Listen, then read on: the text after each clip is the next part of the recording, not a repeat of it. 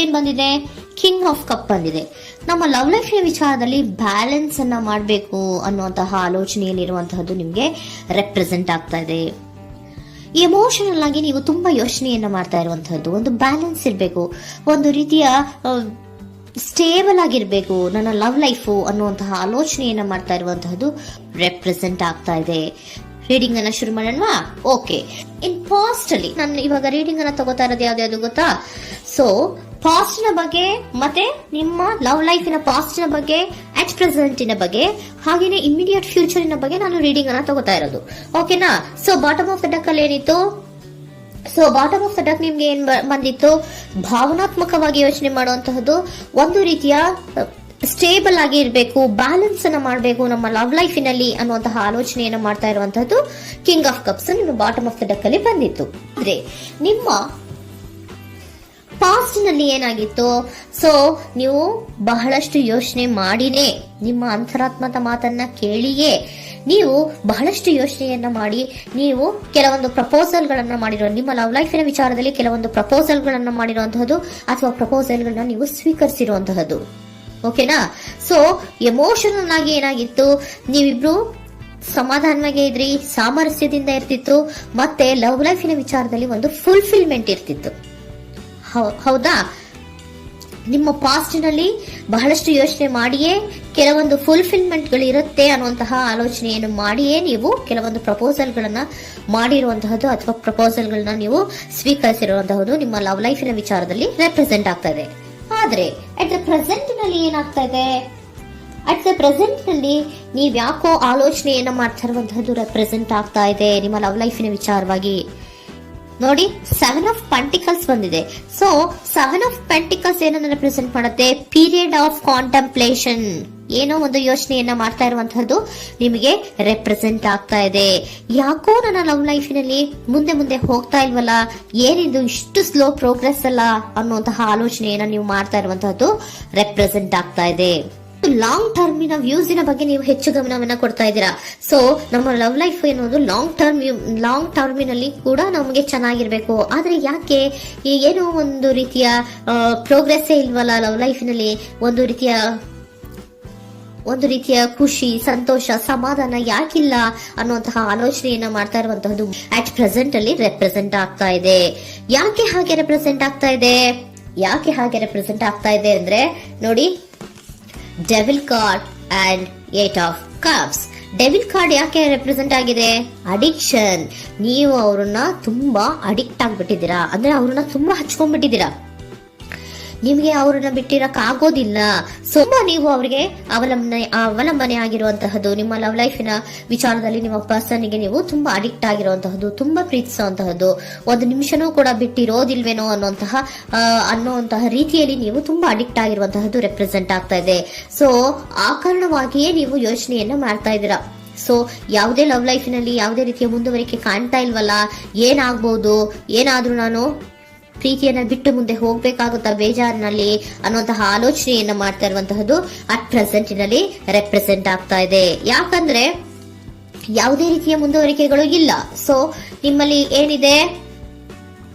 ಕೆಲವೊಂದು ರೀತಿಯ ಸ್ಟಾಗ್ನೇಷನ್ ಅಲ್ಲಿ ಇದೆ, ಅಸಮಾಧಾನಗಳಿದೆ, ಭಿನ್ನಾಭಿಪ್ರಾಯಗಳಿದೆ. ಯಾವುದೇ ರೀತಿಯ ಲವ್ ಲೈಫ್ ನಲ್ಲಿ ಒಂದು ರೀತಿಯ ಖುಷಿ ಅನ್ನೋದು ಅಟ್ ಪ್ರೆಸೆಂಟ್ ಅಲ್ಲಿ ನಿಮ್ಗೆ ಕಾಣ್ತಾ ಇಲ್ಲ. ಆದ್ರೆ ಯೋಚನೆ ಅಂತೂ ಮಾಡ್ತಾ ಇದ್ದೀರಾ. ಅಡಿಕ್ಷನ್ಸ್ ಇದೆ ಅಲ್ವಾ? So devil card represented by addictions ಅನ್ನ ರೆಪ್ರೆಸೆಂಟ್ ಮಾಡೋದ್ರಿಂದ ಅಟ್ ಪ್ರೆಸೆಂಟಿನಲ್ಲಿ ನೀವ್ ಯಾಕೋ ಲವ್ ಲೈಫಿನ ವಿಚಾರದಲ್ಲಿ ಸಮಾಧಾನದಿಂದ ಇರುವಂತಹದ್ದೇನು ರೆಪ್ರೆಸೆಂಟ್ ಆಗ್ತಾ ಇಲ್ಲ. ಸೊ ಏನಾಗುತ್ತೋ, ಇದು ಹಿಂಗೆ ಆಗ್ತಾ ಇದ್ರೆ ಏನಾಗುತ್ತೋ, ಇದೇನು ವಿತ್ಡ್ರಾ ಆಗ್ಬಿಡುತ್ತಾ, ನನ್ನನ್ನು ಬಿಟ್ಕೊಡ್ತಾರ ಅನ್ನುವಂತಹ ಆಲೋಚನೆಯನ್ನ ಕೂಡ ಕೆಲವೊಬ್ರು ಮಾಡ್ತಾ ಇರುವಂತಹದ್ದು ರೆಪ್ರೆಸೆಂಟ್ ಆಗ್ತಾ ಇದೆ. Next, in the near future ಅಲ್ಲಿ ಏನು? ಇನ್ ದ ನಿಯರ್ ಫ್ಯೂಚರ್ ಅಲ್ಲಿ ಅಥವಾ ಇಮಿಡಿಯೇಟ್ ಫ್ಯೂಚರ್, ಇದು 1 ಮಂತಿನ ರೀಡಿಂಗ್ ಅಷ್ಟೇ, ಇನ್ನು ಲೈಫ್ ಲಾಂಗಿನ ರೀಡಿಂಗ್ ಅಲ್ಲ. ಓಕೆನಾ? ಜಸ್ಟ್ 1 ಮಂತಿನ ರೀಡಿಂಗ್ ಅಷ್ಟೇ. ನೆಕ್ಸ್ಟ್ ಬಂದಿರುವಂತಹದ್ದು ಯಾವುದು? 8 ಆಫ್ ಪೆಂಟಿಕಲ್ಸ್ ಬಂದಿದೆ. ಸೊ 8 ಆಫ್ ಪೆಂಟಿಕಲ್ಸ್ ಏನ್ ಮಾಡ್ಬೇಕಿತ್ತು? ನೀವು ಈ ಅಡಿಕ್ಷನ್ಸ್ ಅನ್ನ ಬಿಟ್ಟು, ಯೋಚನೆಯನ್ನ ಬಿಟ್ಟು, ಏನಕ್ಕೆ ಅಸಮಾಧಾನ ಆಗ್ತಾ ಇದೆ ಅನ್ನೋದನ್ನೆಲ್ಲ ಬಿಟ್ಬಿಟ್ಟು ನೀವು ಫೋಕಸ್ ಅನ್ನ ಮಾಡುವಂತಹದ್ದು ರೆಪ್ರೆಸೆಂಟ್ ಆಗ್ತಾ ಇದೆ. ಸೊ ಏನ್ ಫೋಕಸ್ ಮಾಡುವಂತಹದ್ದು? ಏನಾಗಿದೆ ನನ್ನ ಲವ್ ಲೈಫಿನ ವಿಚಾರದಲ್ಲಿ?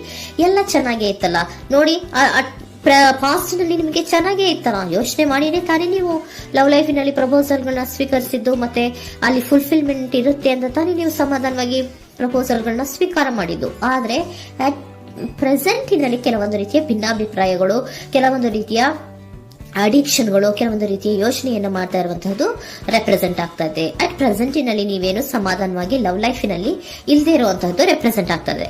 ಆದ್ರೆ ಇಮಿಡಿಯೇಟ್ ಫ್ಯೂಚರಿನಲ್ಲಿ ಏನಾಗ್ತಾ ಇದೆ, 8 ಆಫ್ ಪೆಂಟಿಕಲ್ಸ್ ಬಂದಿದೆ. ಸೊ 8 ಆಫ್ ಪೆಂಟಿಕಲ್ಸ್ ಏನನ್ನ ರೆಪ್ರೆಸೆಂಟ್ ಮಾಡುತ್ತೆ? ಓಕೆ, ನೀವೇನ್ ಮಾಡ್ತಾ ಇದ್ದೀರಾ, ಬಹಳಷ್ಟು ಫೋಕಸ್ ಅನ್ನ ನಿಮ್ಮ ಲವ್ ಲೈಫಿನ ವಿಚಾರದಲ್ಲಿ ಮಾಡ್ತಾ ಇರುವಂತಹದ್ದು. ಏನ್ ಮಾಡ್ಬೇಕು, ಯಾಕಿಷ್ಟು ಭಿನ್ನಾಭಿಪ್ರಾಯಗಳು ಬರ್ತಾ ಇದೆ ಅನ್ನೋದ್ರ ಬಗ್ಗೆ ನೀವು ಯೋಚನೆಯನ್ನ ಮಾಡ್ತಾ ಇರುವಂತಹದ್ದು ರೆಪ್ರೆಸೆಂಟ್ ಆಗ್ತಾ ಇದೆ. ನೋಡಿ, ಅದರ ಬಗ್ಗೆ ಹಾರ್ಡ್ ವರ್ಕ್ ಅನ್ನ, ಲವ್ ಲೈಫಿನ ವಿಚಾರವಾಗಿ ಸ್ವಲ್ಪ ಹಾರ್ಡ್ ವರ್ಕ್ ಅನ್ನ ಮಾಡ್ತಾ ಇರುವಂತಹದ್ದು ರೆಪ್ರೆಸೆಂಟ್ ಆಗ್ತಾ ಇದೆ.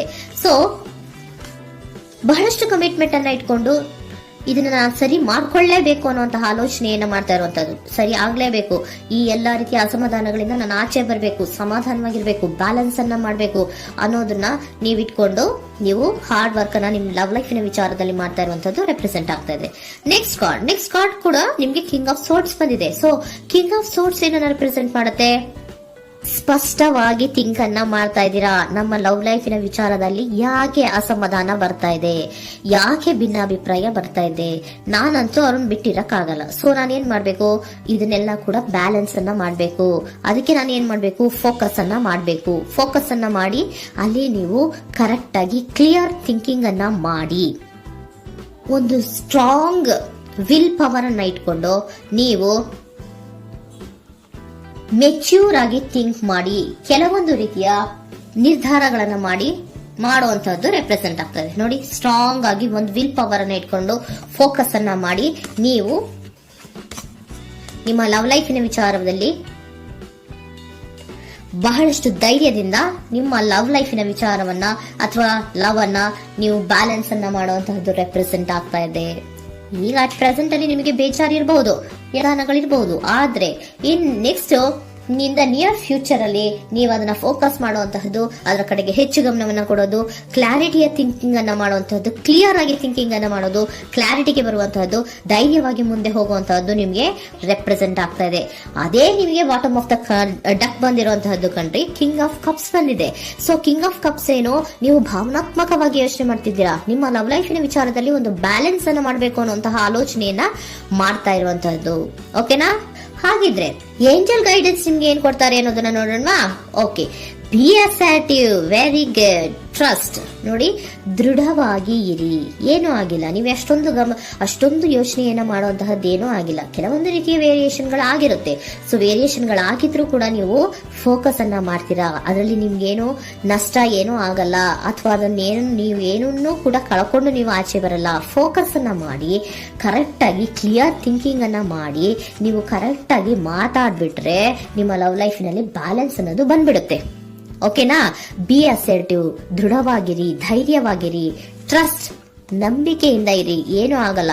ನೀವು ಅಷ್ಟೊಂದು ಅಸಮಾಧಾನ ಮಾಡ್ಕೊಂಡು ಅಷ್ಟೊಂದು ಬೇಜಾರನ್ನ ಮಾಡ್ಕೊಂಡು ಏನಾಗ್ತಿದೆಯೋ ಅಂತ ಗಾಬರಿ ಪಡುವಂತಹದ್ದೇನೂ ಆಗಿಲ್ಲ. ಸ್ವಲ್ಪ ವೇರಿಯೇಷನ್ಗಳಾಗಿದ್ರೂ ಕೂಡ ಇನ್ ನಿಯರ್ ಫ್ಯೂಚರ್ ನಲ್ಲಿ ನಿಮಗೆ ಸಮಾಧಾನ ಆಗುತ್ತೆ, ಖುಷಿ ಆಗುತ್ತೆ. ನಿಮ್ ಲವ್ ಲೈಫಿನ ವಿಚಾರದಲ್ಲಿ ಕೆಲವೊಂದು ಬ್ಯಾಲೆನ್ಸ್ ಗಳನ್ನ ಮಾಡ್ತೀರಾ.